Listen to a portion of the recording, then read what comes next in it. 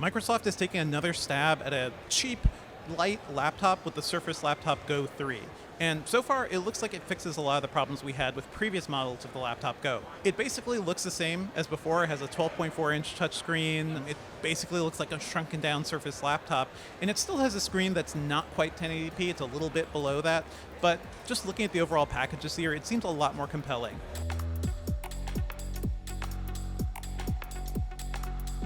The best upgrade is that it's now packing a 12th gen Intel CPU, which looks to be a lot more powerful than before. Microsoft says it's 88% more powerful than the original Surface Go, which was super underpowered, so that's not too surprising, but it's a really nice upgrade to see. And in my hands on here, just browsing the web and doing a couple of different things too, mousing around Windows, it feels good. You know, it does feel a little bit like a step down from other Surface devices. The Surface Pro and the Surface Laptop Studio both have high refresh rate screens. This one doesn't, but the difference is this thing starts at $799.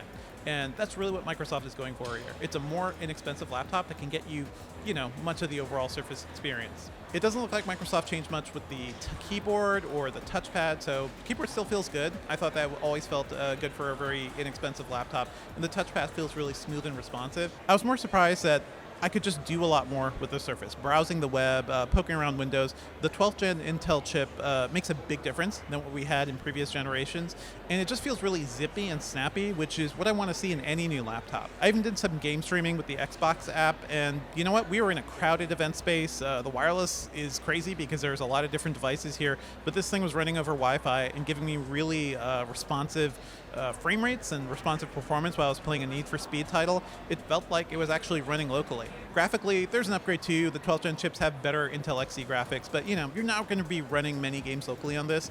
But it is impressive to see what Xbox cloud streaming can do now too on a supposedly, lower priced device. When I reviewed the first Surface Laptop Go, it seemed like a really nice option for high school students or people who really don't need very demanding computers. It's really easy to spend over $1,000 if you're trying to get any ultra portable these days. So to get something that's under $1,000 that's decently performant, that's pretty nice.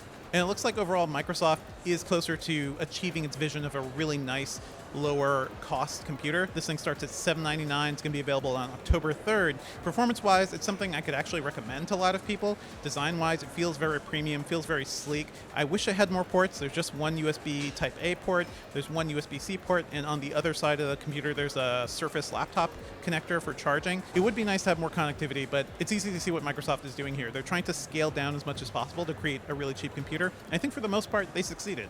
Stay tuned to Engadget.com for more news from Microsoft's Surface event. We've got a lot of AI stuff coming up too, so stay tuned, like and subscribe if you dug this video.